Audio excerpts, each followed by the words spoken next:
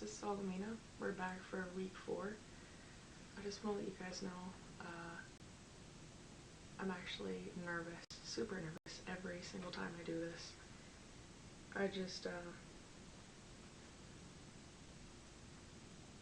Yeah, it's really important to me to try to bring more people into the faith in a tiny, tiny way, on their own free will, of course. And what I'm trying to do is just improve my own education. And I know of this next part that we're starting on. I've heard about it before, and I can't change it or make it better. I'm going to read it exactly as it is.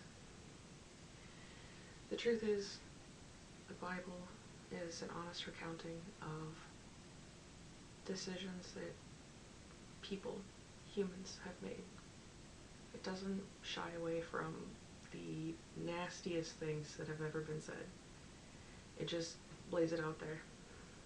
And there are lessons in it, so you can take away what you want from it, and do take it with a grain of salt. So we ended off, Sodom and Gomorrah was destroyed. The next part is Lot and his daughters, and that's why it's frequently spoken about.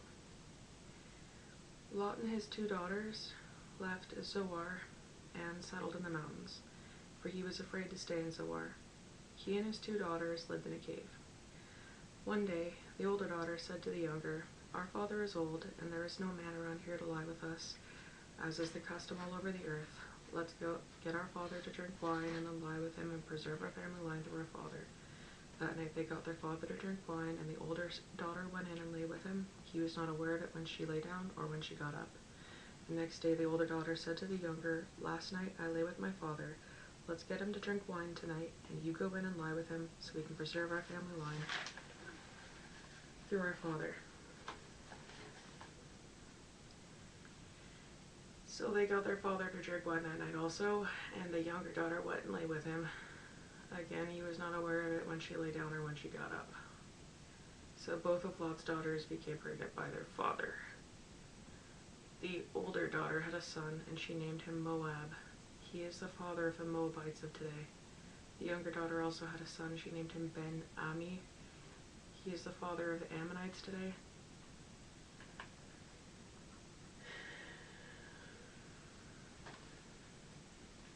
It's not easy to read at all.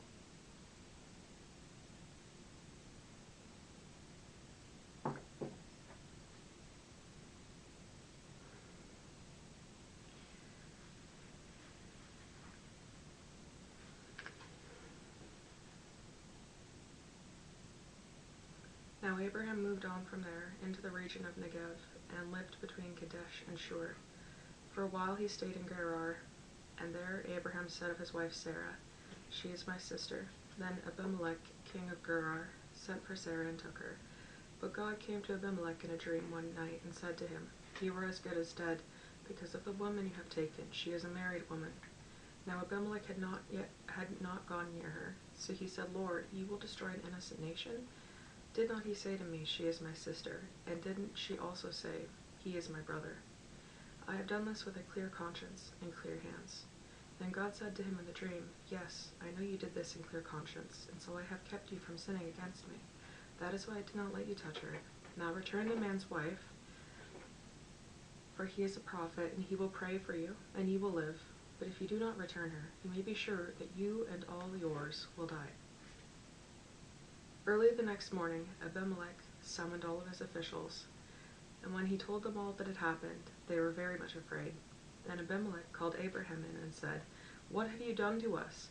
How have I wronged you that you have brought such guilt upon me and my kingdom? You have done things to me that should not be done." Then Abimelech asked Abraham, "What was your reason for doing this?"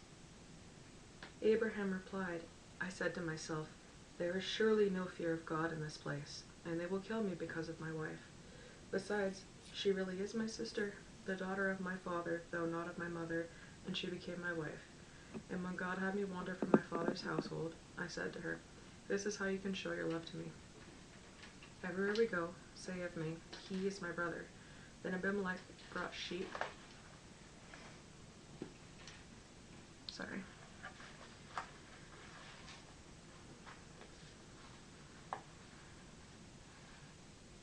And cattle and male and female slaves, and gave them to Abraham. And he returned Sarah his wife to him. And Abimelech said, My land is before you. You live live wherever you like. To Sarah he said, I am giving your brother 1,000 shekels of silver. This is to cover the offense against you before all who are with you. You are completely vindicated. Then Abraham prayed to God, and God had healed Abimelech, his wife, and his slave girls, so they gave him children again. For the Lord had closed up every womb in Abimelech's household because of Abraham's wife Sarah. Now the Lord was gracious to Sarah, as he had said, and the Lord did for Sarah what he had promised. Sarah became pregnant and bore a son to Abraham in his old age, at the very time God had promised him. God gave the name Isaac to the son Sarah bore him. When his son Isaac was 8 days old, Abraham circumcised him as God commanded him. Abraham was 100 years old when his son Isaac was born to him. Sarah said, God has brought me laughter, and everyone who hears this will laugh with me. And she added, Who would have said to Abraham that Sarah would nurse children? Yet I have borne him a son in his old age. The child grew and was weaned, and on the day Isaac was weaned, Abraham held a great feast.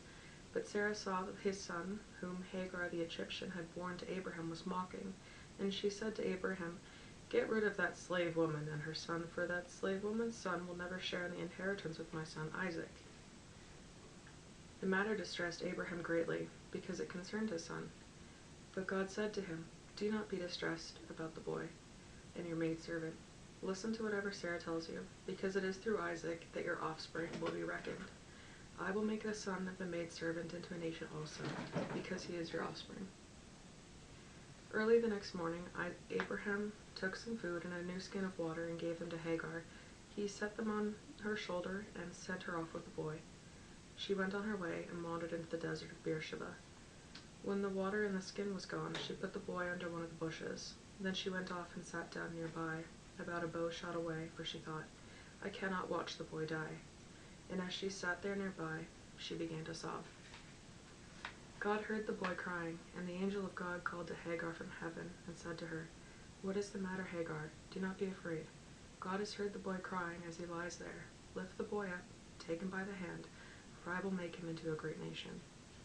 Then God opened her eyes, and she saw a well of water. So she went and filled the skin with water, and she gave the boy a drink. God was with the boy as he grew up. He lived in the desert and became an archer. While he was living in the desert of Paran, his mother got a wife for him from Egypt. At that time, Abimelech and Phicol, the commander of his forces, said to Abraham, God is with you in everything you do. Now swear to me here before God that you will not deal falsely with me, or my children, or my descendants. Show to me, in the country where you are living, as an alien, the same kindness I have shown you. Abraham said, Swear it. Then Abraham complained to Abimelech about a well of water that Abimelech's servants had seized. But Abimelech said, I don't know who has done this. You did not tell me, and I only heard about it today. So Abraham brought sheep and cattle and gave them to Abimelech, and the two men made a treaty. Abraham set apart 7 ewe lambs from the flock, and Abimelech asked Abraham, What is the meaning of these 7 ewe lambs you have set apart by themselves? Accept these 7 lambs, he replied, accept these 7 lambs from my hand, as a witness that I dug this well. So that place was called Beersheba, because the 2 men swore an oath there. After the treaty had been made at Beersheba, Abimelech and Phicol, the commander of his forces, returned to the land of the Philistines. Abraham planted a tamarisk tree in Beersheba, and there he called upon the name of the Lord, the eternal God. And Abraham stayed in the land of the Philistines for a long time. Sometime later God tested Abraham. He said to him, Abraham. Here I am, he replied. Then God said, Take your son, your only son Isaac, whom you love, and go to the region of Moriah. Sacrifice him there as a burnt offering on one of the mountains that I will tell you about. Early the next morning, Abraham got up and saddled his donkey. He took with him 2 of his servants and his son Isaac. When he had cut enough wood for the burnt offering, he set out a place for the God had told him about. On the third day, Abraham looked up and saw the place in the distance. He said to the servants, "Stay here with the donkey, while I and the boy go over there. We will worship, and then we will come back to you." Abraham took the wood for the burnt offering and placed it on his son Isaac, and he himself carried the fire and the knife. As the two of them went on together, Isaac spoke up and said to his father Abraham, "Father?" "Yes, my son," Abraham replied. "The fire and wood are here," Isaac said, "but where is the lamb for the burnt offering?" Abraham answered, "God himself will provide the lamb for the burnt offering, my son." And the two of them went on together. When they reached the place God had told him about, Abraham built an altar there and arranged the wood on it. He bound his son Isaac and laid him on the altar, on top of the wood. Then he reached out his hand and took the knife to slay his son. But the angel of the Lord called out to him from heaven, "Abraham, Abraham!" "Here I am," he replied. "Do not lay a hand on the boy," he said. "Do not do anything to him. Now I know that you fear God, because you have not withheld from me your son, your only son." Abraham looked up, and there in a thicket he saw a ram caught by its horns. He went over and took the ram and sacrificed it as a burnt offering instead of his son. So Abraham called that place, "The Lord will provide," and to this day it is called, "On the mountain of the Lord it will be provided." The angel of the Lord called to Abraham from heaven a second time and said, "I swear by myself, declares the Lord, that because you have done this and have not withheld your son, your only son, I will surely bless you and make you descendants as numerous as the stars in the sky and the sand on the seashore. Your descendants will take possession of the cities of their enemies, and through your offspring all nations on earth will be blessed, because you have obeyed me." Then Abraham returned to his servants, and they set off together for Beersheba, and Abraham stayed in Beersheba. Some time later, Abraham was told, "Milcah is also a mother. She has borne sons to your brother Nahor. Uz, the firstborn, Buz, his brother Kemuel, his father of Aram, Kesed, Hazo, Pildash, Chidlaph, and Bethuel." Bethuel became the father of Rebekah. Milcah bore these 8 sons to Abraham's brother Nahor.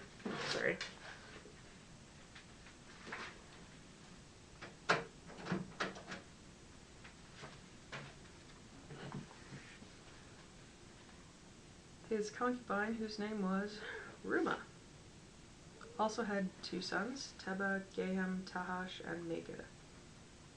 Sarah lived to be 127 years old. She died at Kiriath Arba, that is, Hebron, in the land of Canaan, and Abraham went to mourn for Sarah and to weep over her. Then Abraham rose from beside his dead wife and spoke to the Hittites. He said, "I am an alien and a stranger." Sorry, that means Leo wants out. Come on, Leo.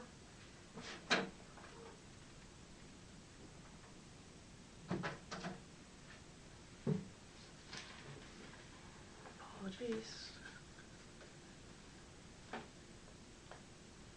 "I am an alien and a stranger among you. Sell me some property for a burial site here so I can bury my dead." The Hittites replied to Abraham, "Sir, listen to us. You are a mighty prince among us. Bury your dead in the choicest of our tombs. None of us will refuse you his tomb for burying your dead." Then Abraham rose and bowed down before the people of the land, the Hittites.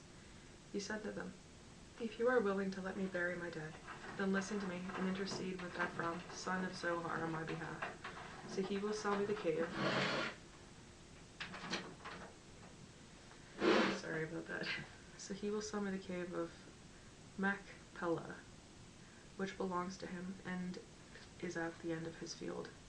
Ask him to sell it to me for a full price as a burial site among you."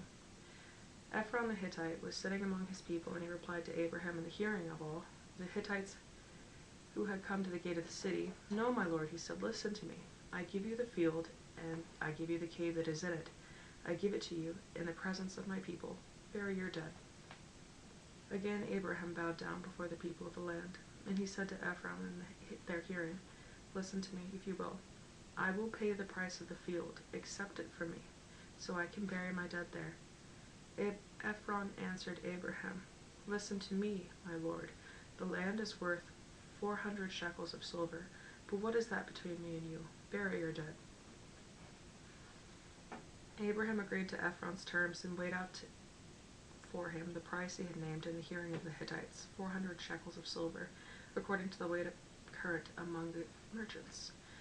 So Ephron's field in Machpelah, near Mamre, both the field and the cave in it, and all the trees within the borders of the field, was deeded to Abraham as his property, in the presence of all the Hittites who had come to the gate of the city. Afterward Abraham buried his wife Sarah in the cave in the field of Machpelah, near Mamre, which is at Hebron, in the land of Canaan. So the field and the cave in it were deeded to Abraham by the Hittites as a burial site. Abraham was now old and well advanced in years, and the Lord had blessed him in every way. He said to the chief servant in his household, the one in charge of all that he had, "Put your hand under my thigh. I want you to swear by the Lord, the God of heaven and the God of earth, that you will not get a wife for my son from the daughters of the Canaanites, among whom I am living, but will go to my country and my own relatives and get a wife for my son Isaac." The servant asked him, "What if the woman is unwilling to come back with me to this land?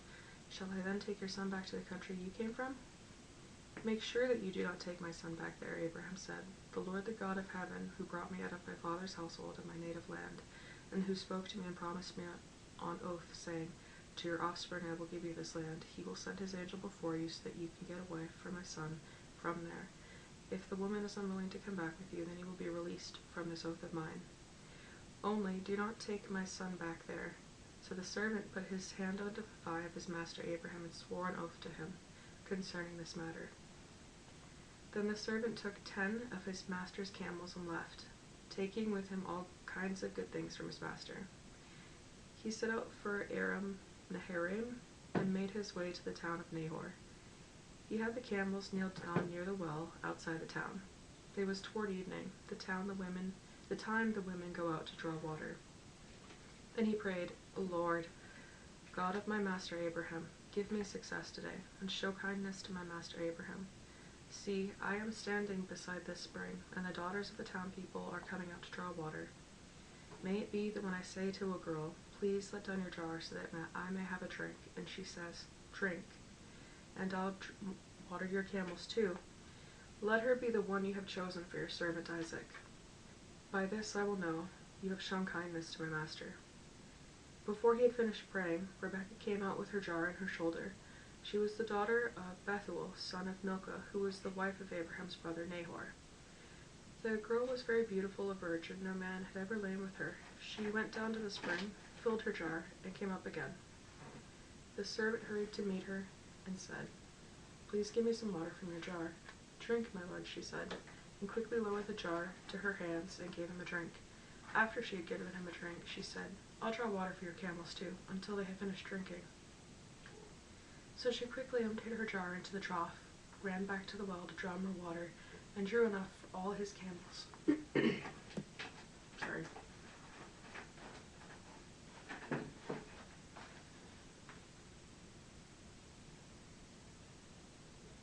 Without saying a word, the man watched her closely to learn whether or not the Lord had made his journey successful. When the camels had finished drinking, the man took out a gold nose ring weighing a beka and 2 gold bracelets weighing 10 shekels, and he asked, "Whose daughter are you? Please tell me. Is there room in your father's house for us to spend the night?" She answered him, "I am the daughter of Bethuel, the son that Milcah bore to Nahor." And she added, "We have plenty of straw and fodder, as well as room for you to spend the night." Then the men bowed down and worshipped the Lord, saying, "Praise be to the Lord, the God of my master Abraham, who has not abandoned his kindness and faithfulness to my master. As for me, the Lord has led me on this journey to the house of my master's relatives." The girl ran and told her mother's household about these things. Now Rebekah had a brother named Laban, and he hurried out to the man at the spring. As soon as he had seen the nose ring and the bracelets on his sister's arms, and had heard Rebekah tell what the man had said to her, he went up to the man and found him standing by the camels near the spring. "Come, you who are blessed by the Lord," he said. "Why are you standing out here? I have prepared the house and a place for the camels." So the man went to the house, and the camels were unloaded. Straw and fodder were brought for the camels, and water for him and his men to wash their feet. Then food was set before him, but he said, I will not eat until I have told you what I have to say. Then tell us, Laban said. So he said, I am Abraham's servant. The Lord has blessed my master abundantly, and he has become wealthy. He has given him sheep and cattle, silver and gold, men servants and maid servants, and camels and donkeys. My master's wife, Sarah, has borne him a son in her old age, and she has given him everything he owns. And he has given him everything he owns. And my master made me swear an oath, and she said, You must not get away from the daughters of Canaanites, in whose land I live, but go to my father's family and my own clan, and get away for my son. And I asked my father, What if the woman will not come back with me? And he replied, The Lord God, before whom I have walked, will send his angel with you and make your journey a success, so that you can get away from my son from the own clan and from my father's family. Then when you go to the clan, you will be released from my oath. Even if they refuse to give her to you, you will be released from my oath. Then when I came to the spring today, I said, O God of my master Abraham, if you will, please grant success to the journey on which I have come. See, I am standing beside the spring. If a maiden comes out to draw water, and I say to her, Please let me drink a little water from your jar, and if she says to me, Drink, and I'll draw water for your camels too, let her be the one the Lord has chosen for my master's son. Before I finished praying in my heart, Rebekah came out with a jar on her shoulder. She went down to the spring and drew water, and I said to her, Please give me a drink. She quickly lowered the jar from her shoulder and said, Drink, and I'll water your camels too. So I drank, and she watered the camels also. I asked her, Whose daughter are you? And she said, The daughter of Bethuel, son of Nahor, whom Milcah bore to him. Then I put the ring on her nose and the bracelets on her arm, and I bowed down and worshipped the Lord. I praised the Lord God of my master Abraham, who has led me on the right road to get the granddaughter of my master's brother for his son. Now if you will show kindness and faithfulness to my master, tell me. If not, tell me. And if not, tell me, so that I may know which way to turn. Laban and Bethuel answered, This is from the Lord. We can say nothing to you one way or the other. Here is Rebekah. Take her and go, and let her become the wife of your master's son, as the Lord has directed.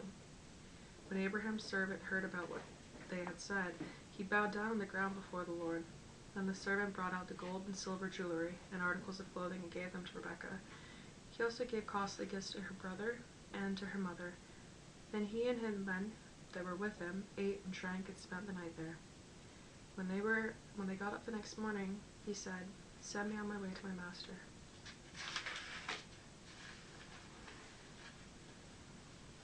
But her brother and her mother replied, Let the girl remain with us 10 days or so, then you may go.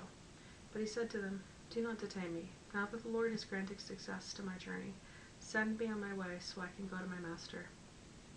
Then they said, Let's call the girl and ask her about it. So they called Rebekah and asked her, Will you go with this man? I will go, she said. So they sent their sister Rebekah on her way, along with her nurse and Abraham's servant and his men.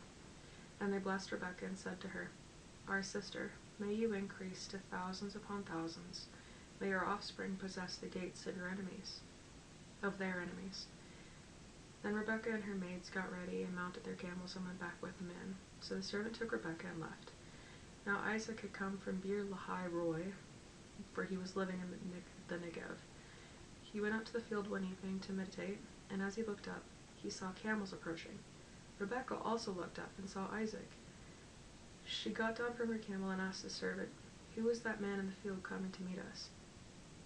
He is my master, the servant answered. She took her veil and covered herself. Then the servant told Isaac all that he had done. Isaac brought her into the tent of his mother Sarah, and he married Rebekah. So she became his wife, and he loved her. Isaac was comforted after his mother's death. Abraham took another wife, whose name was Keturah. She bore him Zimran, Jokshan, Medan, Midian, Ishbak, and Shua. Jokshan was the father of Sheba and Dedan. The descendants of Dedan were the Ashurites, the Letushites, and the Lumites. The sons of Midian were Ephah, Epher, Hanok, Abida, and Eldah. All these were descendants of Keturah. Abraham left everything he owned to Isaac, but while he was still living, he gave gifts to the sons of his concubines, and sent them away from his son Isaac to the land of the east. Altogether, Abraham lived 175 years. Then Abraham breathed his last, and died at a good old age, an old man and full of years, and he was gathered to his people. His sons Isaac hid Ishmael, buried him in the cave of Machpelah near Mamre, in the field of Ephron, son of Zohar the Hittite, the field Abraham had bought from the Hittites. There Abraham is buried with his wife Sarah. After Abraham's death, God blessed his son Isaac, who then lived near Beer Lahai Roi. This is the account of Abraham's son Ishmael, whom Sarah's maidservant Hagar the Egyptian bore to Abraham. These are the names of the sons of Ishmael, listed in the order of their birth. I'm going to probably not do a great job on these names, but I'm going to give it a shot. Nebaioth, the firstborn of Ishmael, Kedar, Abdeel, Mibsam, Mishma, Duma, Massa, Hadad, Tema, Jetur, Naphish, and Kedema. These are the sons of Ishmael, and these are the names of the 12 tribal rulers according to their settlements and camps. Altogether, Ishmael lived 137 years. He breathed his last and died, and he was gathered to his people. His descendants settled in the area from Havilah to Shur, near the border of Egypt, as you go towards the Ashur, as they lived in hostility toward all their brothers. This is the account of Jacob's son Isaac. Abraham became the father of Isaac, and Isaac was 40 years old when he married Rebekah, daughter of Bethuel, the Aramean, from Padan Aram, and the sister of Laban, the Aramean. Isaac prayed to the Lord on behalf of his wife, because she was barren. The Lord answered his prayer, and his wife Rebekah became pregnant. The babies jostled each other within her, and she said, "Why is this happening to me?" So she went to inquire of the Lord. The Lord said to her, "Two nations are in your womb, and two peoples from within you will be separated. One people will be stronger than the other, and the older will serve the younger." When the time came for her to give birth, there were twin boys in her womb. The first to come out was red, and his whole body was like a hairy garment, so she named him Esau. After this, his brother came out, and his hand grasping Esau's heel, so he was named Jacob. Isaac was 60 years old when Rebekah gave birth to them. The boys grew up, and Esau became a skillful hunter, a man of the open country, while Jacob was a quiet man, staying among the tents. Isaac, who had a taste for a wild game, loved Esau, but Rebekah loved Jacob. Once when Jacob was cooking some stew, Esau came in from the open country, famished. He said to Jacob, "Quick, let me have some of that red stew. I am famished." That is why he was also called Edom. Jacob replied, "First, sell me your birthright." "Look, I'm about to die," Esau said. "What good is my birthright to me?" But Jacob said, "Swear to me first." So he swore an oath to him, selling his birthright to Jacob. Then Jacob gave Esau some bread and some lentil stew. He ate and drank and then got up and left. So Esau despised his birthright. Now there was a famine in the land, beside the earlier famine of Abraham's time, and Isaac went to Abimelech, king of the Philistines in Gerar. The Lord appeared to Isaac and said, "Do not go down to Egypt. Live in the land where I tell you to live. Stay in this place for a while, and I will be with you, and will bless you. For to you and your descendants I will give all these lands, and I will confirm the oath I swore to your father Abraham. I will make your descendants as numerous as the stars in the skies, and I will give them all these lands. And through your birthright and through your offspring all nations on earth will be blessed, because Abraham obeyed me and kept my commandments, my commands, my decrees, and my laws." So Isaac stayed in Gerar. When the men of that place asked him about his wife, he said, "She is my sister," because he was afraid to say, "She is my wife." He thought the men of this place might kill me on account of Rebekah, because she is beautiful. When Isaac had been there a long time, Abimelech, king of the Philistines, looked down from a window and saw Isaac caressing his wife Rebekah. So Abimelech summoned Isaac and said, "She really is your wife. Why did you say, 'She is my sister'?" Isaac answered him, Because I thought I might lose my life on account of her. Then Abimelech said, What is this you have done to us?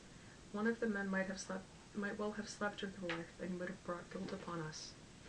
So Abimelech gave orders to all the people, Anyone who molests this man or his wife shall surely be put to death. Isaac planted crops in that land, and the same year reaped 100-fold, because the Lord blessed him. The man became rich, and his wealth continued to grow until he became very wealthy. He had so many flocks and herds and servants that the Philistines envied him. So all the wells that his father's servants had dug in the time of his father Abraham, the Philistines stopped up, filling them with earth. Then Abimelech said to Isaac, Move away from us. You have become too powerful for us. Sorry, one second.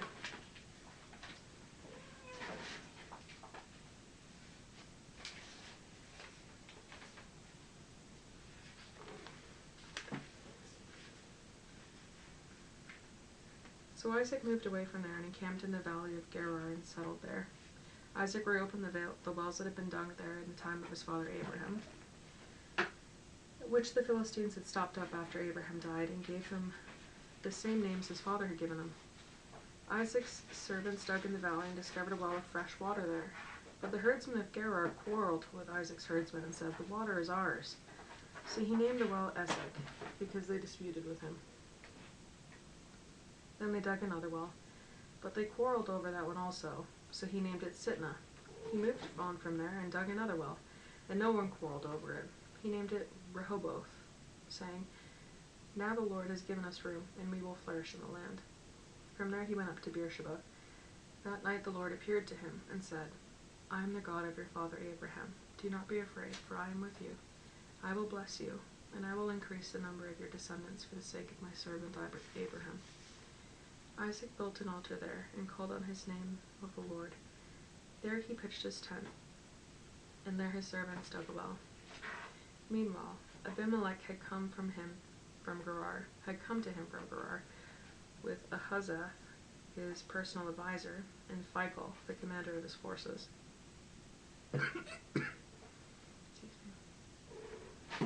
Isaac asked them, Why have you come to me, since you were hostile to me and sent me away? They answered, We saw clearly the Lord was with you. So we said, There ought to be a sworn agreement between us and you. Let us make a treaty with you, that you will do us no harm, just as we did not molest you and always treated you well and sent you away in peace. For now that you are blessed by the Lord. Isaac then made a feast for them, and they ate and drank. Early in the next morning, the men swore an oath to each other. Then Isaac sent them on their way, and they left him in peace. That day Isaac's servants came and told him about the well they had dug. They said, We found water.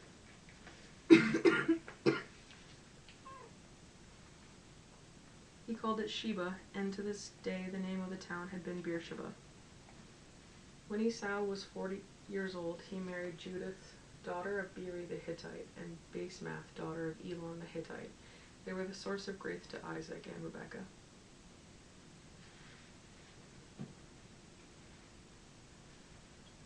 When Isaac was old and his eyes were so weak he could no longer see, he called for Esau, his older son, and said to him, My son.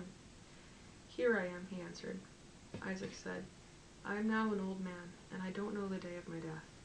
Now then, get your weapons, your quiver and your bow, and go out to the open country to hunt some wild game for me. Prepare the kind of tasty food I like and bring it to me to eat, so that I may give you my blessing before I die. Now Rebekah was listening as Isaac spoke to his son Esau.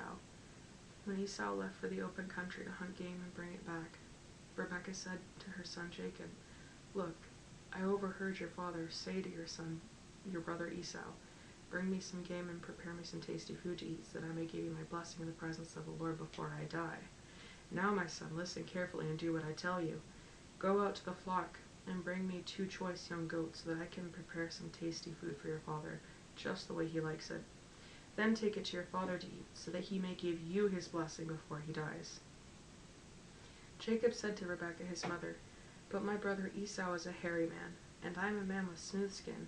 What if my father touches me?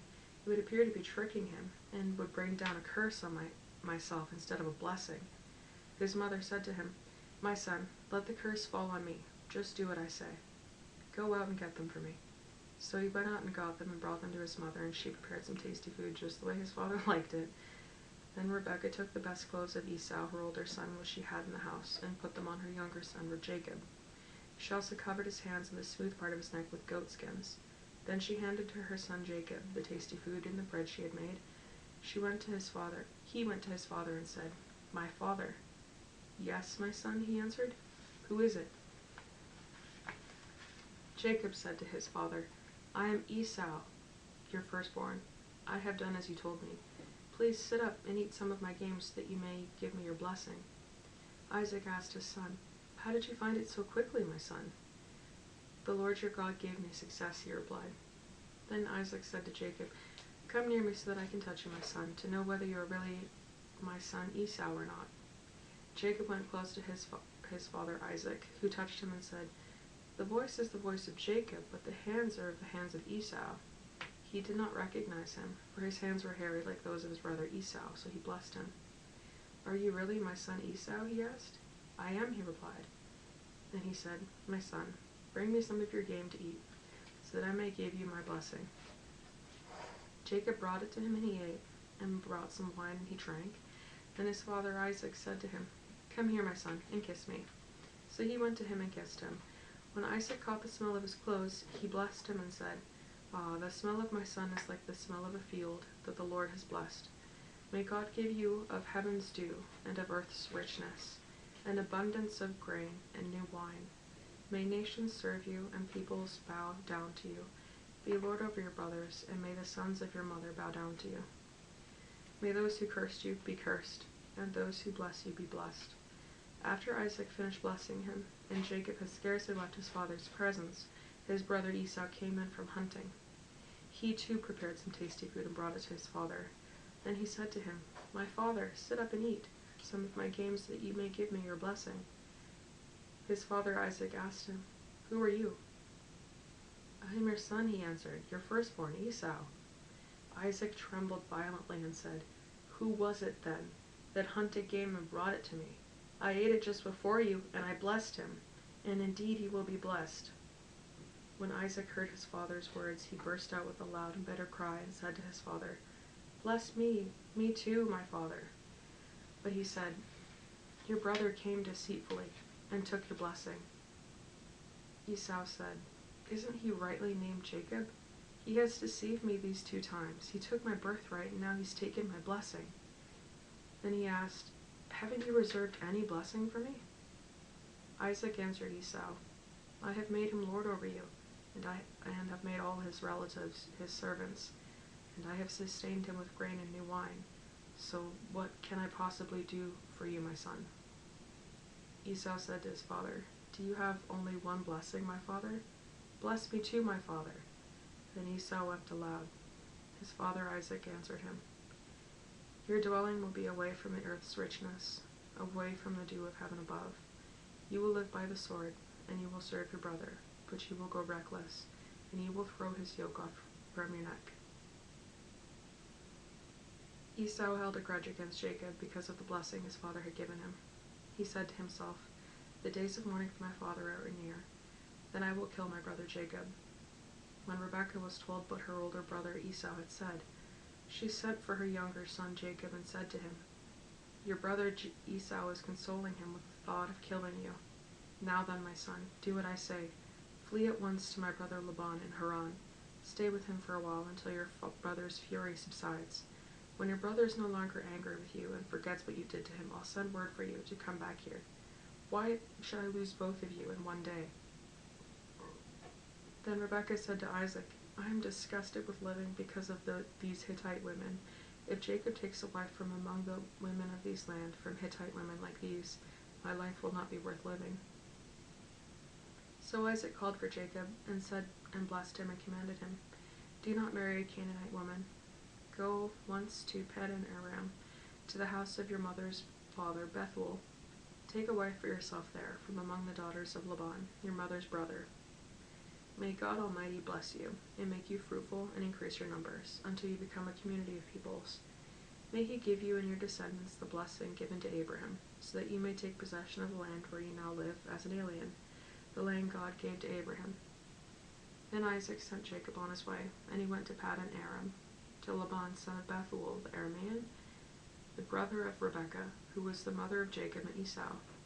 Now Esau learned that Isaac had blessed Jacob, and had sent him to Paddan Aram to take a wife from there. And then when he blessed him, he commanded him, "Do not marry a Canaanite woman," and that Jacob had obeyed his father and mother and had gone to Paddan Aram. Esau then realized how displeasing the Canaanite women were to his father Isaac, so he went to Ishmael and married Mahalath, the sister of Nebaioth, and the daughter of Ishmael son of Abraham, in addition to the wives he already had. I'm going to cut it off there for today, and I'm going to do a quick prayer for everyone or anyone that's out there, that whatever you're working on right now works out for you. I hope that you have good health, good fortune and prosperity, and the Lord watches out for you. Take care.